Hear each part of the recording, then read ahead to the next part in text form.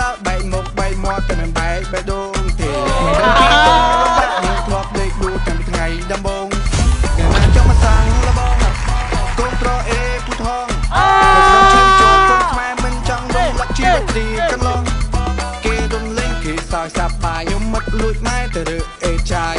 ជីវិតពីមុនលំបាក់គ្រួសារអត់ប្រាក់មិនចង់សម្រាយជីវិតយើងស៊ូមានពុកជាលោកគ្រូស្មារតីជាកូនខ្មែរយើងទៅថែកូនខ្មែរឲ្យយូរពេលយើងឡើងមកវិញយើងឡើងលើរែងតាំងឃុំសំញែងរំលឹកគុណគ្រូបារមីស័ក្តិសិទ្ធិអន្តិសម្ដែងយិត្តវត្តស៊ីមកកែងមិនដូចជាពូអស់ខ្លះគេដឹងគេគូអាម៉ាស់វាលួចនេះហើយវាលួចនោះគ្មានគ្រូគូគ្មានគ្រូតាក់តែងខ្ញុំខ្លាំងណាស់ចម្បាំង boxer ជន់ឆាក rapper fighter គុំមើលក្រោមមើលលើ boxing តែឥឡូវ rapper ខ្ញុំខ្លាំងណាស់ចម្បាំង boxer ជន់ឆាក rapper fighter